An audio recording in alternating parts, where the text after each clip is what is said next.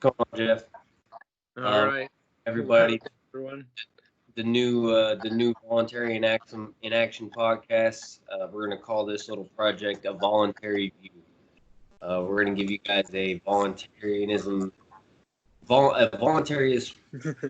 uh, view of the world, so to speak. Yeah. And the first thing we're going to talk about is something that's been in the news a heck of a lot lately: policing, the police force. And just before we came on, Justin was talking about how people feel there's a problem, with good reason, I think, in U.S. police forces nowadays. All right, Justin? Yeah, there's been a big change, especially with the last situation the last big situation that happened, the George Floyd situation in Minneapolis. I have noticed not just more friends and family and whatnot, but even more conservatives that are saying there's some things that we need to change in our policing system. Um, and if you look at it, especially if you compare the way U.S. policing is done to other countries, when it comes down to the number of hours that a U.S. police officer has to get done for training is minuscule in compared to other countries. But even if you compare it to a barbershop owner, somebody that just wants to cut hair, they've got to go to school longer than somebody that's going to go enforce the law with a gun. That Mm-hmm. doesn't make any sense. And then icing on the cake is we're going to give those people that a lot of times have been proven not to be in the best state of mind. 40% of them beat their wives. And then the other aspect of they do not have the type of training to be an adequate public servant, but we give them a firearm and then we give them a shield with the qualified immunity. I'm sorry, you're asking for the worst situation. Yeah, that's the biggest thing, I think, for me, especially the qualified immunity. The training, as you mentioned too, because I've heard from multiple people in the military who have deployed to kill people that the rules of engagement they have to go through, etc., much more strict and much more detailed and much worse punishments if you don't obey them than police. Absolutely. And what's the message that that's sending? We treat people who are supposed to be our enemies, they say, halfway around the world, better than they treat their own citizens. I, I That's agree. That's you want to talk about a how to look your absolute worst in the eyes of the public when the people that you see on Fox News, even CNN and whatnot, oh, the terrorists over there in the Middle East, they're awful people, blah blah blah, but we will go out of our way to treat them with the utmost respect. And these are people that they supposedly hate and they call terrorists and everything else. I'm not making any accusations. What somebody does over there in the desert, that's their own business. But uh, how could you treat what's supposed to be your neighbor like a dog, and then what's supposed to be your enemy and what you make all your citizens, or what you portray to all your citizens, to absolutely some of the pictures that I've seen from overseas, where yes, they've got the guy's hands behind his back, whatever, but they're not shoving their knee into anybody's neck.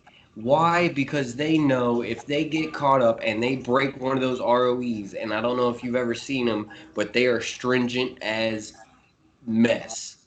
Um, in some ways, they actually hurt our guys, even if we don't necessarily agree that they should be over there. But you're going to throw somebody into battle and essentially duct tape their hands and put mittens on them and say good luck. That's what ROEs do. Uh, now, there's kind of a good reason for them, but why can't we have the same kind of stringent set of rules to be followed in the U.S. in a home soil? It doesn't make any sense. I agree, and it's weird because you mentioned uh, treating people terrible like dogs. I think you said, but I saw on I think it was One America News. I think it was just yesterday, well, the day before maybe, but there was a poll, probably among conservatives, that said just like a huge number still supported the police, back the blue, and we can't disrespect our cops. We got to give them more funding, not defund them. And it's just, even if you, the level of almost Stockholm syndrome that it seems like that takes, maybe they're just closing their eyes and not seeing hours and hours of footage of cops beating people, helpless people, killing them. Or maybe they imagine to themselves that it's justified. We don't know what happened before they started recording. Yeah, that's one thing I also hate is the police officer is automatically going to get the benefit of the doubt no matter what, which makes absolutely no sense considering the police officer here is the public servant. They are serving the public, right? The citizen who has not been trained during to handle violent conflicts, stressful conflicts, everything that a police officer is supposed to be trained for. The citizen is supposed to react better than the police officer. All the police officers got to do is go, "Oh, I feared for my life," and that's it.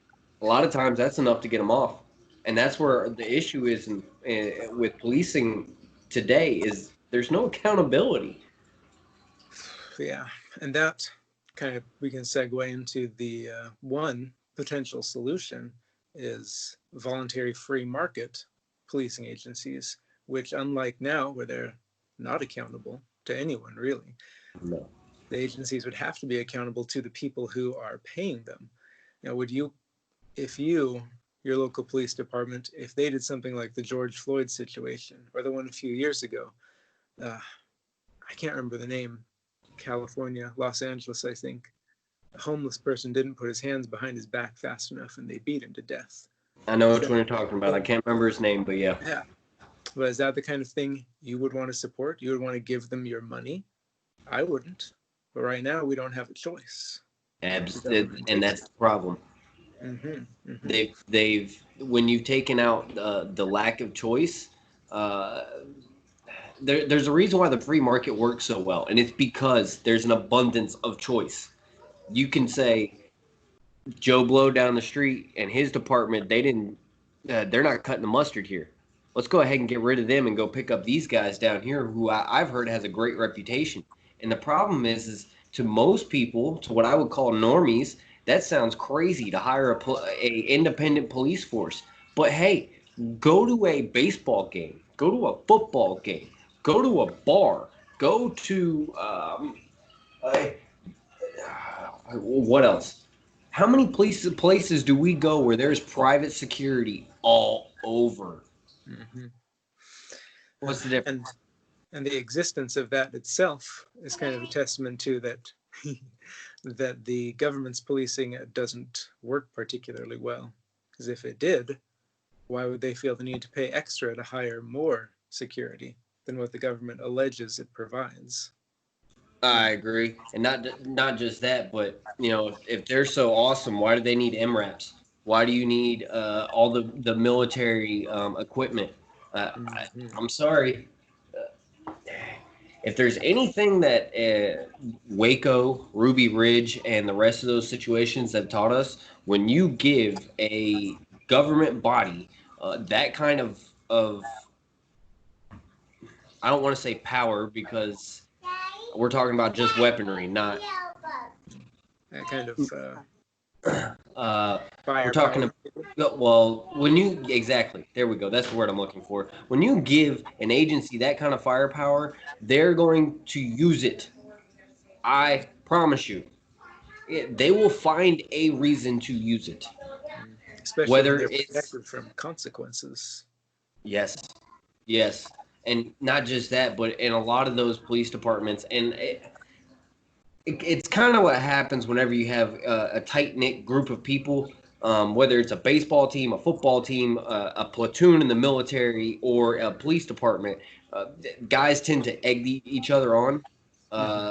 Not a lot of times they're not diffusing each other. They're firing each other up. Yeah, and then they can try to cover for each other later.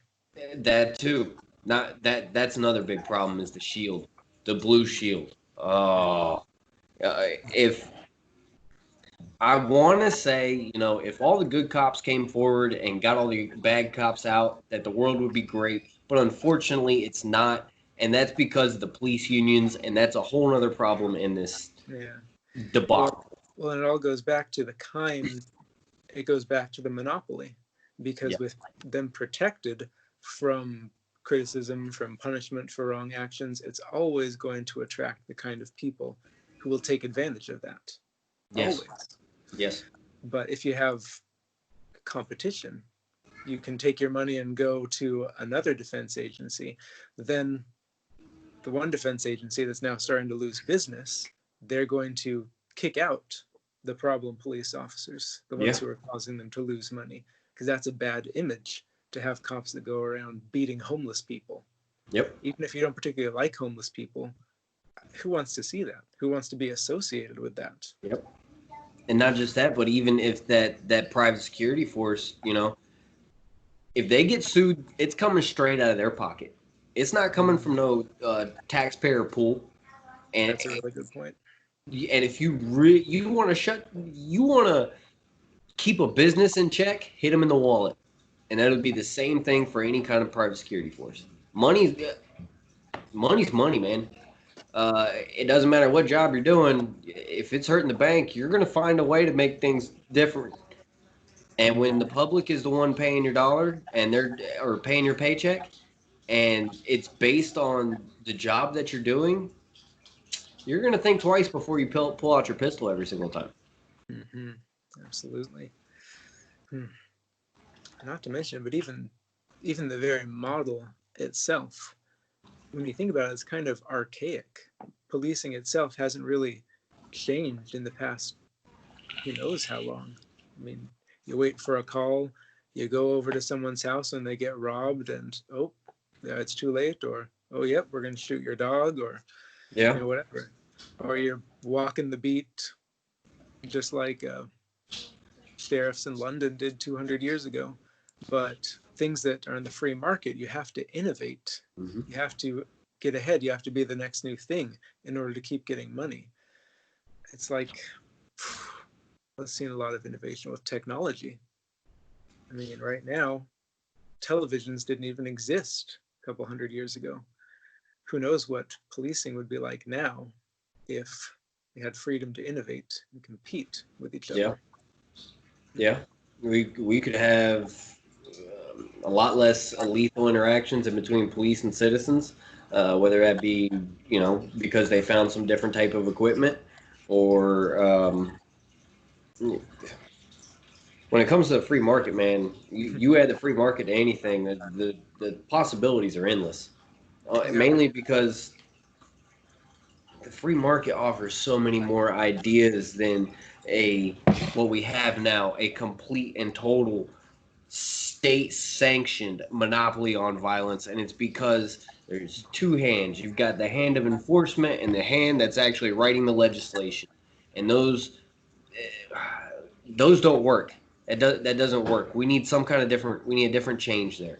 Mm-hmm. Um, Now, I will say that one of the big problems that we face now, it's a cultural problem. We've been taught for how long? If you have a problem, call the cops. Your Mm-hmm. neighbor's playing the music too loud, Dial call the cops. 911. Right? I mean, that's another big problem with this. The Karens are real, and that is an issue. Mm-hmm. Uh, Not just that, but there seems to be a disconnect um, between the average person. And a very good example of this is with the masks that we've had with COVID. Mm-hmm. That's true.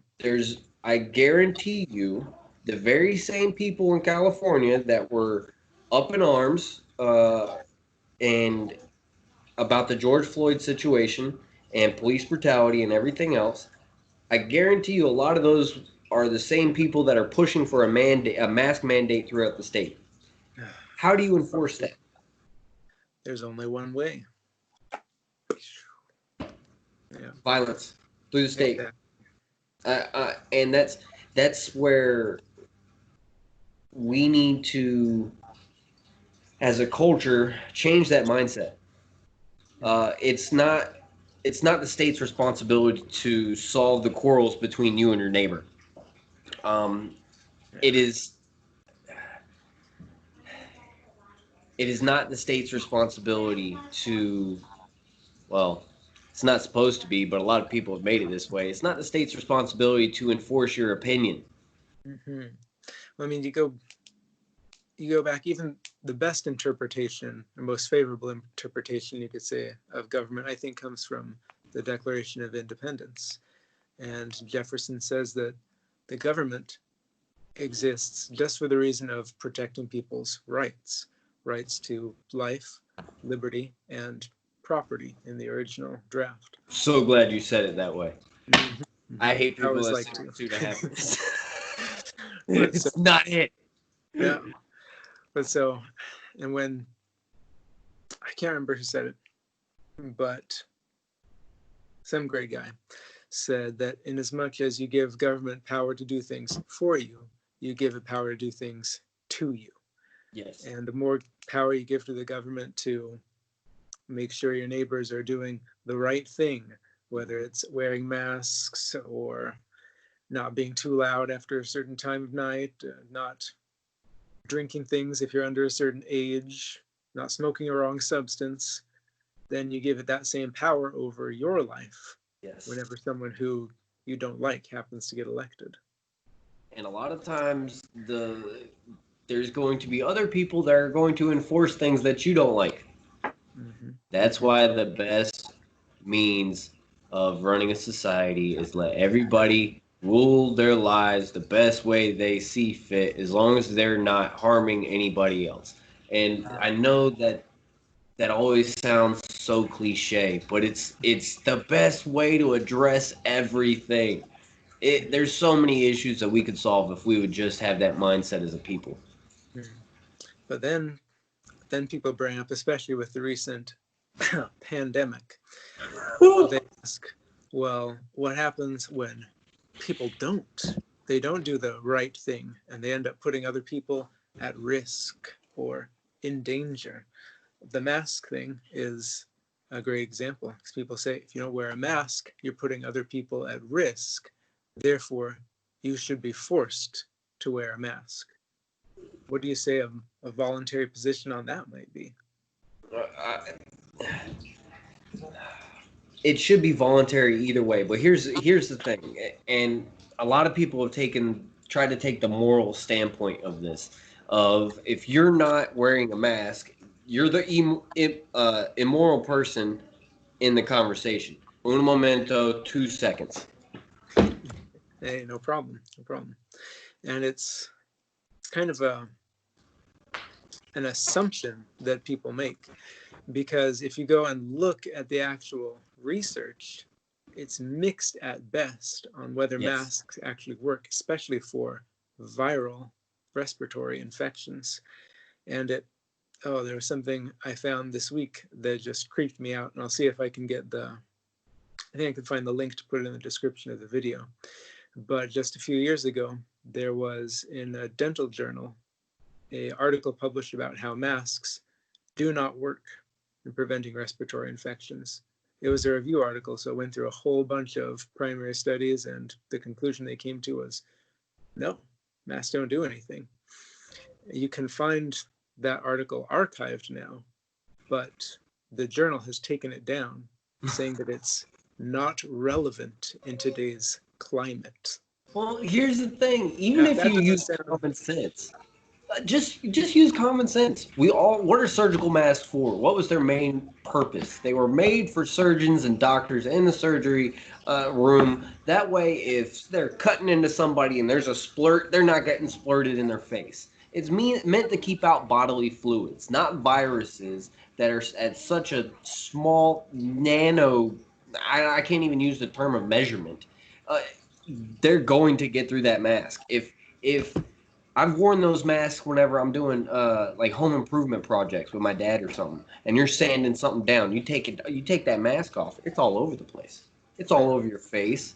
and that's a particle that's easily 100 times larger than the size of the virus. Yeah. And to think that You don't that's really actually gonna, much, but yeah. well, unless people are walking around in CDC biohazard gear, you're But not still, doing a anything. piece of a T-shirt over your face is, Right.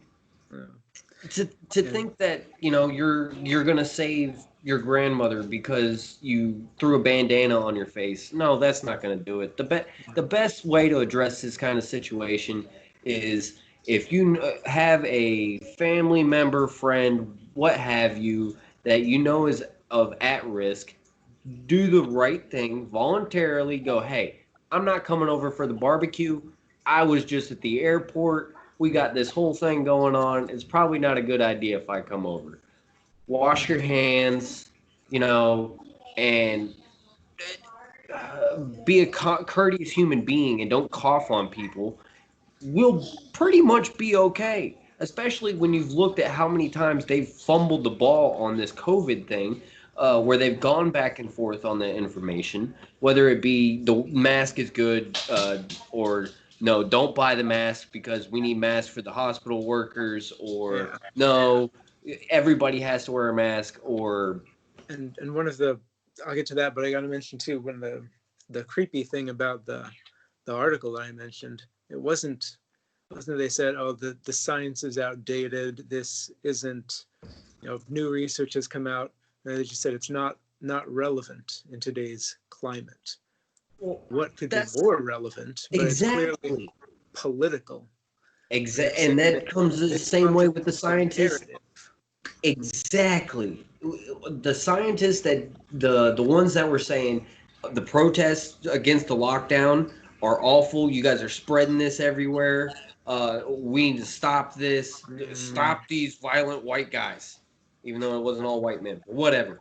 And then all of a sudden you had the Black Lives Matter protests. Okay, those are all right. 26 million people protesting around the country, and that's not going to cause any problems. No, and these yeah. scientists, they wrote a paper on this. They wrote, or was it a letter? I can't remember. It was a letter, a paper, whatever.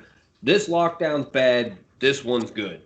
Yeah. And people who are just have completely bought into the authoritarianism just say, well, you got to follow the science. And by the science, they mean what I heard some scientists say, Right. not that Who's I got their own understand what the political scientist narrative? is saying. Scientists paid by the government, funded by the government. Uh, Right. gives me the Right. creep. And these are the people that are influencing public policy. These are the ones that are influencing the Faucis of the world. Okay? And to think that for some reason, the vast majority of the country is okay with that, because when I saw that come out where they were just blatantly obvious about their bias, because Yeah, you can't be a scientist and say, okay, the germ here is okay, germ here is bad. Even though it's both the same germ, they're going to get carried the same way. But because the circumstances surrounding that situation you happen to agree with, all of a sudden everybody's safe. Uh, yeah. It's so I'm sorry. clearly That's political. well, to me, that's no different than I can't remember the it's not Joel Osteen. There's some favorite famous pastor that he blew the COVID away. Okay, have you seen the video? Oh No. man, it's hilarious. This guy goes, in the name of Jesus, COVID is over. Now, look, if you want to pray for people around the world in the pandemic, okay. But to me, there's no difference in between the two. A scientist that can show their bias here, and then a preacher that's like, I could just blow it away. Neither one of you make any sense. That's a good point, especially it's so contradictory because they also say that, oh, the virus, the pandemic is affecting minorities worse, but these minorities are going to go out and protest and be in close contact with each other, and it's just fine. Yep, but They're clearly not following the science. but exactly, but that it comes down to it doesn't come. They don't care about science. Science doesn't matter to them. It's political points. Mhm.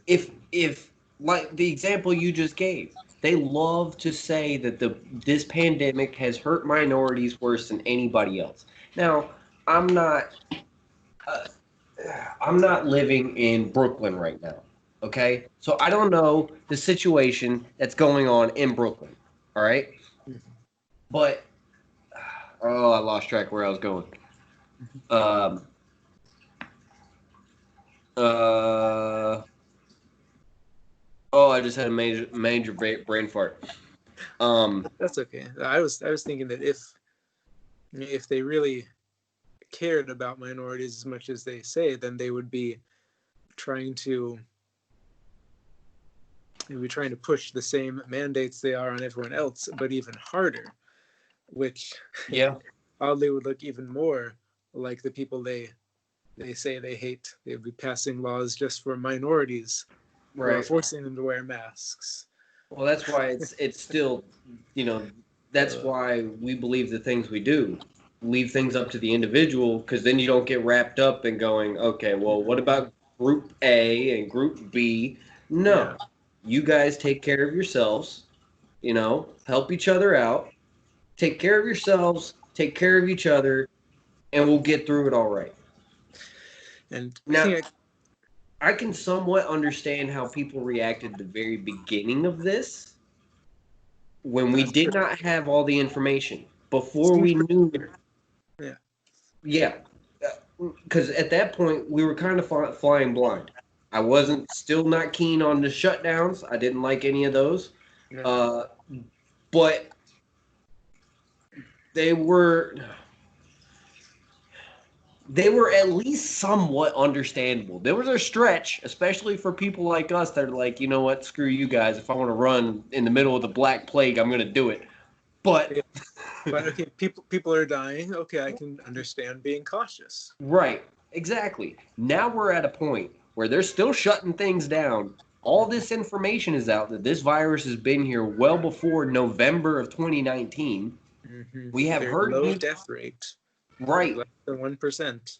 exactly. A virus with a recovery rate of over 99%. And we're still screaming that people are going to kill their grandma. And I know I keep you saying that, but that's what the same example everybody uses. You're going to kill your grandma if you don't wear a mask. No, I'm sorry. And it goes back to, I think we kind of touched on this before, but not, I don't think we said it specifically. People expecting the government to take care of them, really a symptom of responsibility for yourself, Mhm. transferring it to someone else. Yes. I want you to be responsible if I get sick. It's not my fault. You didn't do the right thing. Right. If you had done the right thing, I wouldn't have been in this situation. But that's not the kind of thing you can say to someone unless they actually did something to you. Exactly. If they came and broke into your house or crashed their car into yours, then that's understandable. But if they don't take the proper precautions that you think they should, that's their choice. They're not responsible for your health. It'd Correct. make as much sense as saying, well, I I am overweight and fat. Why didn't you stop me from eating all those cheesecakes? This Yes. is your fault. The only time that the fault would be on the person that's actually sick or has the COVID, the Kung flu, whatever you want to call it. Uh, if they are absolutely sure they are positive and they walk into some establishment and they start spitting on people, that's another ball game. And that's, I'm sure you would Yeah. agree with me, that would be along the lines of assault. Yeah. That would be same as somebody that knowingly has AIDS and is going and having unprotected sex with people. Mm-hmm. That's where things are different. But to harass somebody just for basically living their life, we need to stop the whole Karen phenomenon. Karen, and I don't want to say Ken because they dubbed the St. Louis couple um, Karen and Ken, the ones that The ones with bad trigger discipline. yeah, awful trigger discipline. All look, I will say it all day, awful trigger discipline. But hey, the rifle did what it was supposed to. I Yeah. promise you, it did what it was supposed to. Mm-hmm. Um, and I'm I'm I'm pretty upset about how that turned out. You heard they confiscated their firearms, right? Ooh, no, that's Yes. wrong. That's No wrong. charges. They didn't charge him with anything, but they came and took the rifle. I like that. Today you do? She loves me now. Aw, Come on. uh, but yeah, they came and took their rifle. oh, Um, that's and horrible. and to think that there is a there is a portion of the country that thinks that they were just wrong. Mhm. I'm sorry. I don't live in a gated neighborhood. I don't. Um, but if I saw a large group of people that just happened to come walking down my street, hundred Angry people. angry people that I've heard screaming as they're walking all the way through the neighborhood, Mhm. I might just sit on the porch and lay it on the wall. Yep. Uh, but Rocking chair on the porch. right, Classic. it, I might do that. Hmm. I don't think I'm gonna go all bad trigger discipline on anybody. I wish they would. I, I will say I wish they all that money that they had taken it with at least one self defense class or something. Because I'm pretty sure old buddy muzzled his wife like 4 or 5 times. Uh, but But yeah, it's the I same. sympathize where they come from. Yeah, it's the same principle we were talking about earlier, bringing it full circle back to the police. Yeah, Is that just showing up and taking your stuff without any evidence of wrongdoing, without any crime, without any charges? That's not something that a commercial free market police force could do no, without repercussions. no, Because who's going to want to pay the police if you know that they could just show up at your door and take your stuff? that's No one's going to only want to do that. And so no exactly one's going the to only want to way pay that them. would happen is through the power of the state or the backing of the state. Because I'm sorry, I'm not about to go show up at if I'm a police officer, I'm not about to show up at somebody's house and take their guns when they haven't broken any laws or anything, unless I know that I've got all the power of whatever state I'm working for behind me. Um, Mhm. Yeah, but with and that even if I power, was, I could. There's no way I could do that. But I don't know. well, We think uh, differently. that's true. And it goes back to that giving the state the power. And you never know. Today they were coming for that couple's guns. Who knows what they might be coming for next? Exactly. And that's If why first, I think a big part of all this is, and I know everybody, because especially today, it's an election year, so everybody's worried about who's voting for who and whose politics or what. I'm starting to come along the lines of we need to have a massive cultural shift.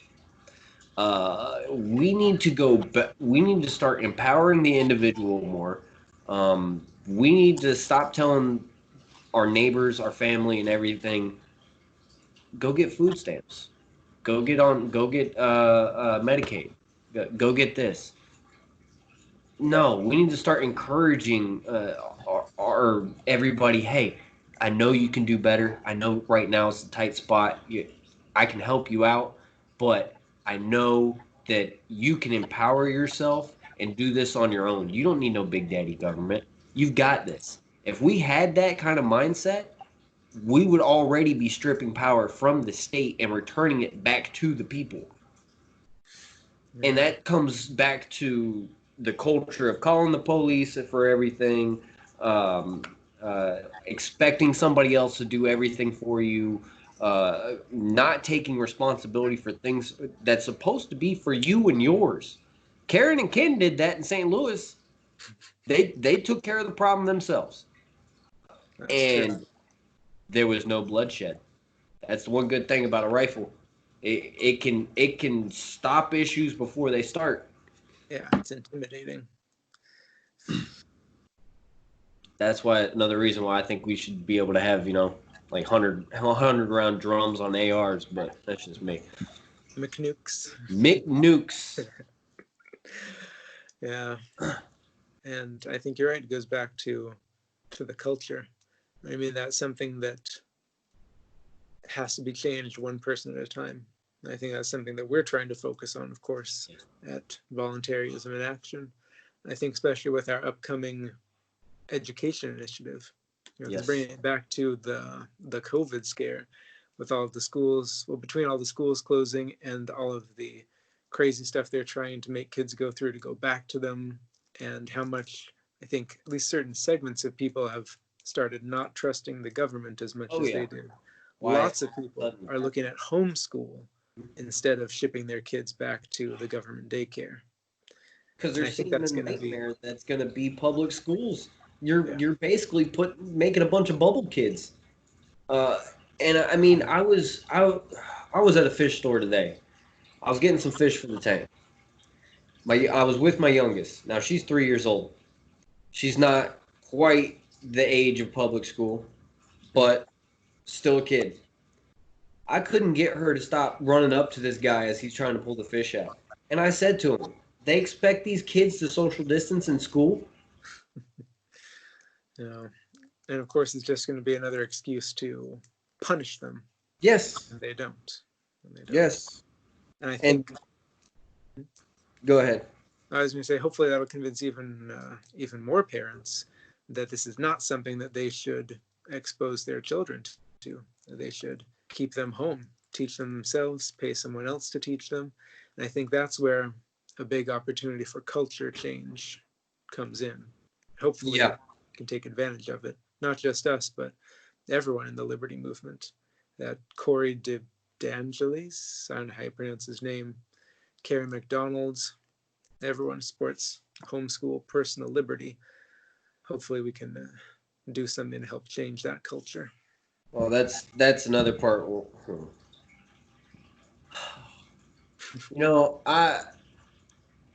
I said something yesterday to a libertarian friend of mine. He had posted something that happened at I guess there was a libertarian convention 2 days ago or whatever. They were voting for they were voting delegates or something. I forget what it was. Anyways, there was some craziness that happened on the LP convention. I posted on there. I commented, "That's it. I'm officially an independent." And it's because as great as libertarian ideas are, it's another party. It's another political party. And if anything, they're less efficient than the other two. And I hate to say that, but I mean, it doesn't help that the two-party system keeps everybody in such a crappy spot. But when you've got somebody like I don't think Sarwark is the head of the party. I forget what he is. He's like the thing.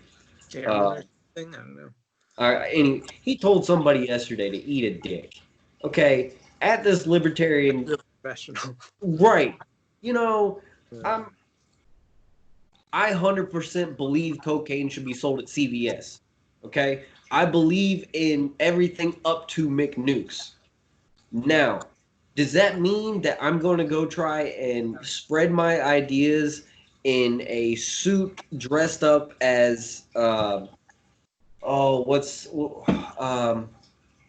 Whopper? Oh, what's the Whopper burglar? I can't remember the Burger King. I know what you mean. Yeah. But am I going to dress up like Waldo trying to spread these ideas? No. The Libertarian Party, if they would just stop trying to make a circus of themselves and just let the ideas present and fight themselves. That's all you got to do. If you really believe we got the best ideas, just sell them. That's all you got to do. You think you are the best car salesman in town? Sell your cars. You think you got the best stock? Sell them. They should sell themselves. No, the Libertarian Party wants to put a bunch of the things up that flay their arms around, and they're trying to sell go-karts and pass them off as Ferraris. And going back to what you mentioned about the two-party system, not convinced adding another party will really make it any better, because the system is still the same. The system that relies not on voluntary interactions, but on forcing other people to do what you think is right. And it reminds me of something Murray Rothbard said in one of his books. I can't remember. Read Rothbard. Oh, yeah. He said, any libertarian group or government that takes power immediately confronts a contradiction. In the last analysis, liberty and power are incompatible. Because power is the power to force other people to do what you want to do. Right. And in that very instant, you've destroyed liberty and become a tyrant. Yep. I agree. Like you said, gotta sell the ideas. You can't force someone to be free. That's something that can be done. And that's why I keep coming back to culture and agorism. I think that's our really only solution ahead. Whether it might not, we might have to do what the progressives did, man. Because I don't know if you followed the history of progressives. They started back, I think Teddy Roosevelt was actually like the first real progressive, because he was the one pulling in all the federal lands and everything, expanding the state. Anyway, they did it slowly. They changed the culture. They changed people's mindsets. They changed definitions. They changed everything. Now, I don't think we need to go changing definitions, but I do think that the best way, we may never see our idea of what society may look like, but we may be the ones to raise the kids that actually create that type of society. And I think that's the way that we need to start looking at things. And I think it definitely goes back to education, especially of children. Let me read you a quote. Oh, please do. We cannot continue to send our children to Caesar for their education and be surprised when they come home as Romans. Vodi Bakum. I just found this quote the other day. I just found this guy. He's evidently a pretty big in the liberty circles, but I found that, and I that's a profound quote. Yeah. We can't keep sending our kids off to the state to get indoctrinated and programmed and then expect them to come back and go, Daddy, where's my McNuke? It's not going to happen. That's why I think this could be a big culture changing moment, with people starting to reject the public school model. Yes. And thinking about what we said earlier about the free market, that's another thing where the government has stagnated things with their monopoly. I read again an article, can't remember the source sadly, but it was saying how far behind the private schools and charter schools the government is with electronic education, trying to educate kids from home during the pandemic, and how the free market stuff could jump on it immediately because they were flexible. They didn't have the regulations and the rules bogging them down. They didn't have to ask 6 different bosses if they could do something. They just did it. Yeah. And I hope more people start to realize, especially as more resources become available, how much better things can be if they don't kind of pass off their responsibility to raise their children onto the government, expecting someone else to be responsible for you. I think it would be, in an ideal world, it'd be a lot easier for us to, like somebody in my position, I'm not very wealthy, so it's hard for me to stay home with my kids to homeschool because I got to work. But if the government would stop robbing me to pay for public schools, that'd be more money in my pocket to, let my wife homeschool or even hire a tutor. I mean, that a lot of people don't think about that. Not everybody is fit to be a homeschooling parent. But tutors are out there, and I promise you they are a lot of them might be even smarter than some of your public school teachers. I'm not crapping on any public school teachers. I know you guys are sitting with your, basically sitting on your hands all day thanks to the government, but uh, tutors are awesome. No, you're right. There are always, where there's freedom, there are always options. Right. And to bring that point home, of course, there's the fabulous example of Booker T. Washington and the Tuskegee Institute, because he was a slave. He was born a slave, but then he got freed, and he was fortunate enough to get a spot at an academy, got a scholarship, and he went out and he said, you know what, there are not enough options for former slaves to get schooling. I'm going to start a school. And he got donations from wealthy people to build a school, start a school, and to keep it running. Extremely successful academy, still there today, completely on donations. And people say, oh, without the government, there'd be no school. Grow up. Right. Grow up. Someone Have you never read a started book? as a slave, Right. could build a school. You have nothing at all to complain about. Exactly. And it would be very easy for like-minded people to start up a school of some sort, especially considering a lot of people have different hobbies. I don't know. Like, I'm kind of a history buff.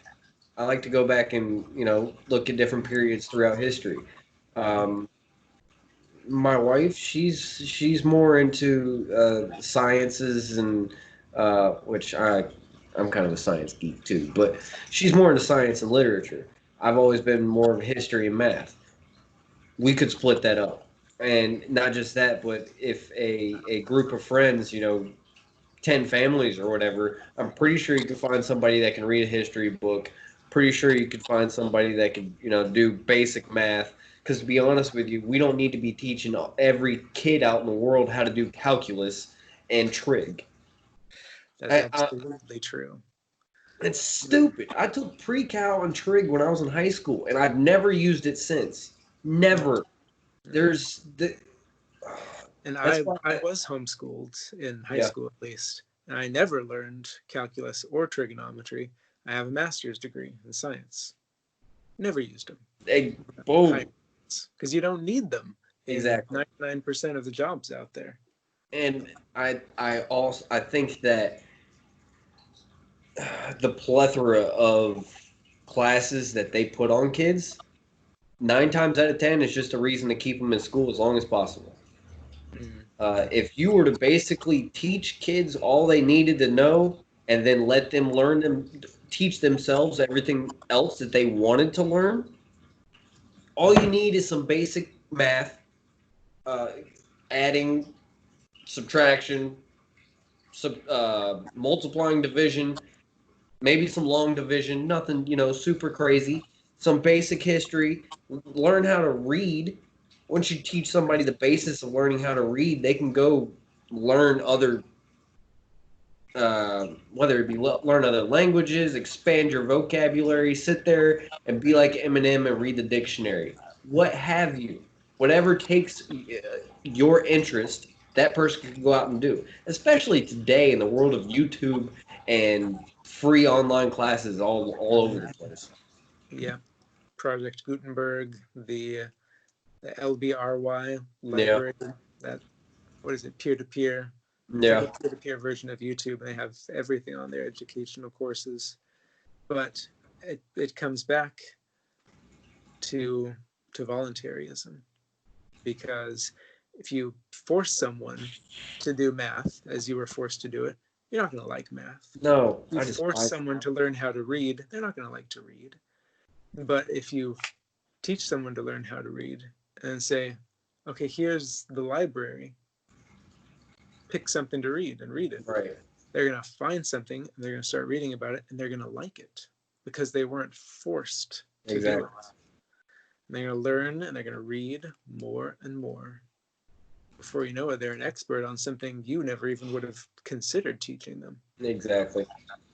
And more than well, 9 times out of 10 they're going to be fruitful at it because they do care about what they're doing. They're passionate about it. It's something that they want to do. Now, is every passion something that you can necessarily monetize? No, but at the same time, I would expect somebody that's trying to teach themselves a certain profession or trade or whatever to know what they're getting into. But that's part of the voluntary aspect of that. You've kind of you're taking responsibility for it, whether that's you go out and you learn something that's going to make you a millionaire, or you went out and taught yourself something that's going to get you by and going to get the bills done. Either way, you made that decision, and the consequences of that, whether they be good or bad, they fall ultimately on you. Mm-hmm. And it brings back to the ability of the freed market, as we talked about earlier, because 10, 15 years ago, who could have thought that making videos on YouTube would be a career choice? But it's something you can do and support it. Right. Right. That's something that, who knows, in another 10, 15 years, if we had the freedom, what you could have a living doing. Look, if I looked like Magic Mike, I'd strip on YouTube and just stay at home all day. I'd make my own OnlyFans account, but I can't do that. You That's don't know until you try. that's It's true. just saying. That's true. They're not, mine aren't that great, but they are decorated. Tattoos only.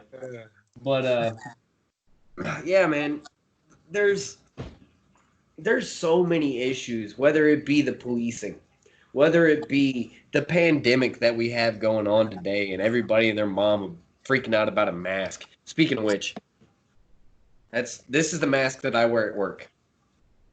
Because I'm Nice. forced to wear a mask. This is the mask I wear at work. My building operations manager saw it, and he stopped me, and he read it, and he busted out laughing. And it's because I'm notorious for being a rebel at work. I'm notorious for telling people exactly how I feel about something. I've told everybody and their mom that this pandemic is stupid as crap. Well, no, not the people are acting very, very illogically. The response to That's it. Yeah. exactly. Not saying the virus doesn't exist or anything like that. Yeah, People's response. that's that was one thing that kind of irked me at the beginning of everything. Oh, this ain't real. Oh, that China isn't really going. Look, man, they're locking. China's a communist state, okay? They're not going to do things that we agree with, but when they're locking people in their homes with giant bars, there's probably something going on. So the guys that were like, no, this ain't nothing. They're just going after Trump, blah blah blah. Complete conspiracy theorists. Yeah, that's where you're going. You've gone way too far. Now, do I think that some of these lockdowns and things were a means of influencing the upcoming election? Absolutely. Absolutely. Politicians gonna politic. Yep. Never let a good crisis go to waste. And I promise you, they didn't let this one go to waste for nothing. Nothing. Between the power that they've taken to the fear mongering that they've done to basically scare everybody into their homes and to look like this all the time. At the beginning of the year, which 2020 is a special year, but at the beginning of this year, never would I have guessed, and I don't know how it is up there, but never would I have guessed as I'm walking around through Georgia that it would look like Hong Kong. Because of everybody walking around with a mask. And I know you've got background in the health field. I got a question for you. In a year, how bad do you think people are going to be with the common cold? What do you mean? What do you mean by how bad? Do you think that a cold could affect a person more harshly in 2021 than it may have in 2019 because of the abundance of mask wearing, hand washing, germophobia, and basic tearing down of what we've always known as building an immune system? Yeah, that I'm not sure. I'm not a virologist or anything like that, but I could see it going either way. Maybe the social distancing, obsessive hand sanitizing, etc., maybe that means fewer infections. But on the same time, you're right. The immune system does not get stronger by exposing it to nothing. Right. So, And that's kind of where, and I was just curious about that, because that's kind of where I'm at. I'm I'm not gonna I'm not freaking out about COVID. Now, could I catch it and something bad happen and I'm not here 2 months from now? Absolutely, absolutely. But I'm at the same time when I go out in public, I cover my mouth when I cough. I don't stand right uh, up anybody's butt. You know, common courtesy, and where all of a sudden that doesn't mean anything anymore. Where not even enough. if some right, like the guy that they arrested for paddleboarding in the middle of the ocean, how can you social distance anymore? Being by yourself with a 10-foot pole that you could easily whack anybody with, and you're going to drive out there to go arrest this guy because he's not following your mandate, even though he's as socially distanced as you could possibly be. That's where all this to me, it's about control. Even the Karens in the grocery store, as they're screaming bloody murder at somebody, right here. You're right here in somebody's face that you're screaming at because they don't have a mask, but you're acting belligerent literally 6 inches from them. Yeah. To me, there's so much more about control, compliance, and obey than actually trying to save anybody. Mm-hmm. I don't. I And don't know. I think maybe even the two are linked together in their minds. If they can control people, then they can save them. But I guarantee them they are not the first people to have had those thoughts, and usually it ends with a pile of bodies, Yep. millions high, thinking that by controlling people and forcing them to do things, you can save them. I know what's in your best interest. Mm-hmm. Those. Do it or I'll shoot you. Right. That's And they never that. think of it to themselves as that No, way. Oh, it's just a fine, you know. Why can't you just do this for everyone's sake? because But I wonder where it started out at. Where did all this start? Because there was a law at some point that was passed, and I don't know what it was. But there had to have been some erroneous BS law that had to have been passed somewhere that kind of kick-started all this. Just pay a fine. Just do this. Just pay the fine, and you just go on about your day. I wonder when that change happened. yeah, I wonder if that happened during the progressive era. I don't know. Uh, I don't know. But but I'm trying to imagine the founding fathers. Like I'm trying to think. Imagine Ben Franklin standing there with a parking ticket, going, "Oh, I just got to pay the fine." What? uh, See, what I think of is like Ben Franklin going, "You can, you know what? You can find this." and it makes me think of. I know people have a lot of mixed opinions on him, but Jordan Peterson, someone I really respect, because of how he handled people trying to force him to say certain words. Yeah. And he just said, "No, I'm not going to do it. This is force. It shouldn't be good." And people tried to say that to him. "Oh no, what do you mean talking about force? It's just a fine." And he said to them, "What happens if I don't pay the fine? Exactly. Because I won't." Exactly. And of course, what happens is the people with guns come to force you to, or throw you in a cage, and if you resist, shoot you. Yeah. And that's what all of the state's power comes down to. Yeah, that's where nobody takes things to the logical standpoint. Yeah, they And just see what's right in front of them This person not wearing a mask. I've been Yep. told that's dangerous. Yep. So now I'm going to report this person who is going to either end up getting fined or have the police brought out on them, which then could be turned into another situation. Mhm. Yeah, man, that's like the guy that got killed at the Wendy's in um, Atlanta. I can't remember his name. Was it? Was it Rashard Brooks? I can't. I don't want to. I That can't sounds familiar. In the remember. parking lot? Yeah, it was the parking lot of the Wendy's. Basically, the guy fell asleep in the drive-thru. Okay, he'd been drinking and driving. Not the best idea. All right, I'm gonna say that right out the gate. But fell asleep in the drive-thru. Now, at this point, nobody's been hurt.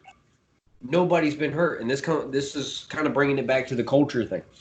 Um, he hasn't hurt anybody. He's just fallen asleep in the drive-thru. The worst thing that's going to happen to somebody is they might have to wait an extra 2 minutes on their milkshake. But what happened? Somebody within the Wendy's called the police.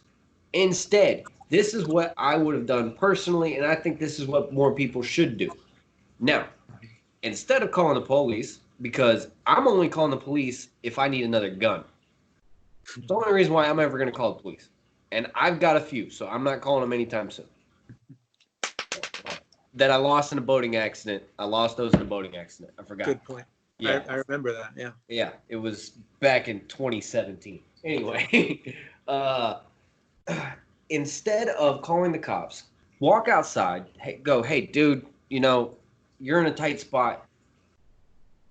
You look like you should probably just pull the car over. Let me call you an Uber. You can come get your car tomorrow. I'll talk to the manager. Nobody's going to tow your car. No problem. Okay? That would have been problem solved. No police involved. Guy would have made it home. Could have got his car. Now, could the cops have done the same thing? Yeah, probably. In theory, because discretion. They have discretion to do different things, but that's not what they're going to do. No. We all know 9 times out of 10 that they're about enforcing some arbitrary BS law. But this guy was completely compliant and peaceful up until the point where they started trying to throw the cuffs on him. Mm-hmm. Which, I mean, you go back to the voluntary, the free market police agency. They're there to keep your property safe. Yes. So their only concern is not enforcing, as you said, some BS law, but to get this person out of the way so that your business can continue. Right. And you're their customer. So they want to do that as pleasantly as possible. Yes. They don't want to make a scene. They don't want to they want to keep you as their customer. So they don't want people to think of Wendy's in a bad light. They don't want people to think of their company in a bad light. Right. Because they want more people to pay them for their services. Yeah. And if they see them doing things like peacefully taking care of this situation, well, that's pretty nice. Maybe I want them to keep my business safe or my home safe, my neighborhood safe. But the police, the government's police, don't have to worry about that because they're going to get paid no matter what they do. Yep. And that guaranteed check is such a that is such a problem in so many ways, whether it's police, politicians, guaranteed checks do not end in the best performance. I'll put it that way. No consequences, no responsibility. Right. That's the biggest part. That's the biggest issue with the U.S. policing system is accountability. And my dad's he's very conservative. I kind of conservatarian, kind of. He's not on the same lines of, cocaine should be sold at CVS, but he doesn't think that somebody should be thrown in jail for pot. Right. I'm a little bit at a time. I'm doing my best. But I was talking to him about the system of policing and the issues that we're having. And he was like, well, what's the better? How do you see a better system? What do you think could actually change this? And I brought up the voluntary-based, free market principled policing system. And I talked to him about it, and he said, "Well, how would you how did he put it? Um, how would you keep them accountable as opposed to the government because nobody's going to be looking out after them?" He likened it to Blackwater.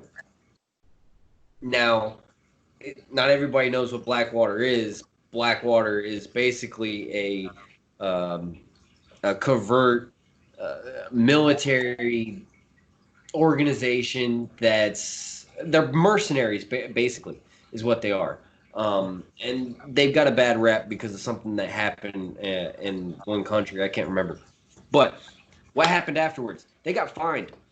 I'm pretty sure they got fined and hit heavy, and it kind of took down their company a little bit. And I told my dad, I was like, look, if just like any other situation that you have, whether it be your mechanic, your grocery store, whatever, any kind of business that you have a competition going on, you're going to end up with a better, superior product.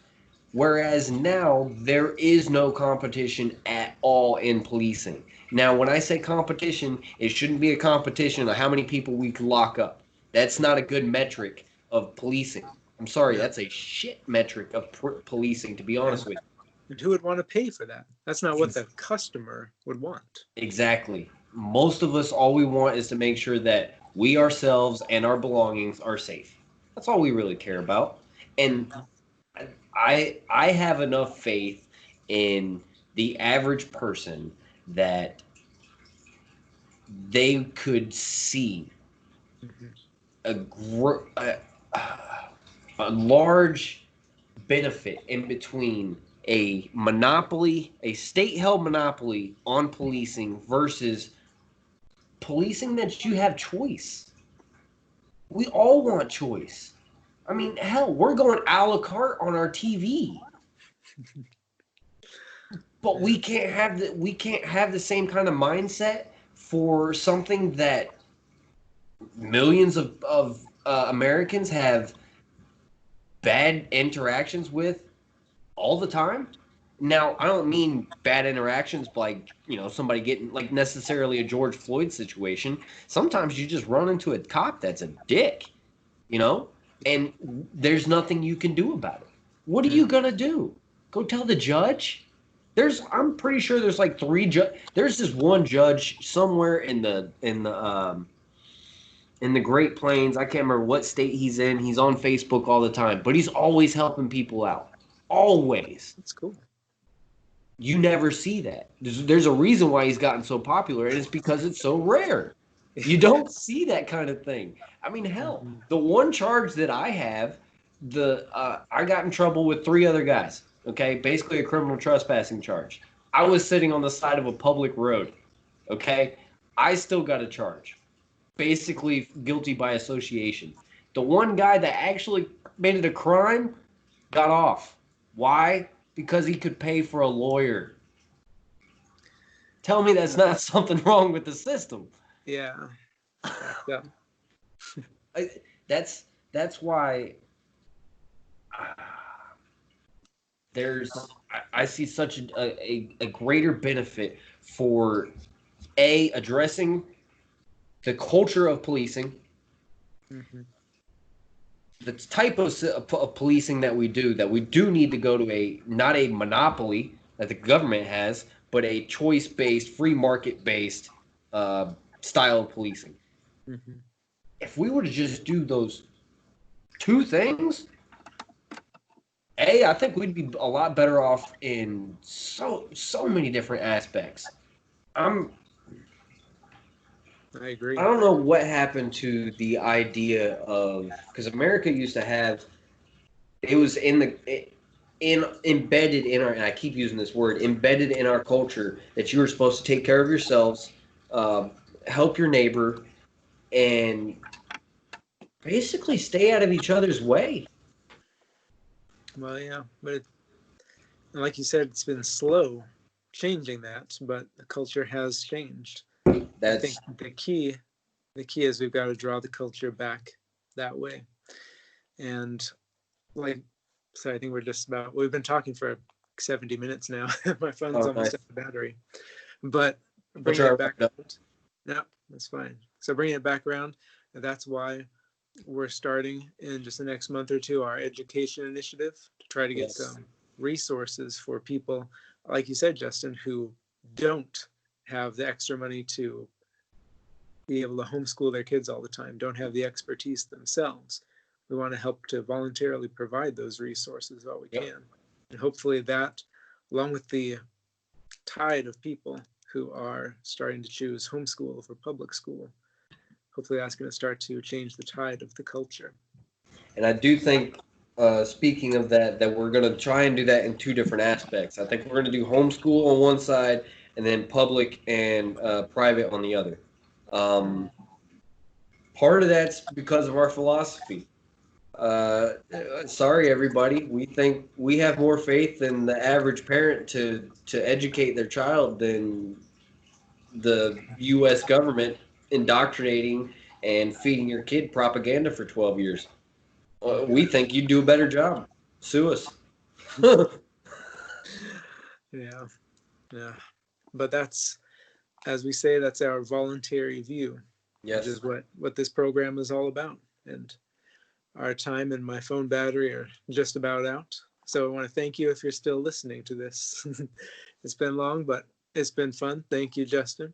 Thank you, Jeff. And We'll catch you next time on a voluntary view. We'll have to figure out what our, well, it'll kind of depend on what's going on, I'm sure. But well, I'm sure we'll keep it interesting.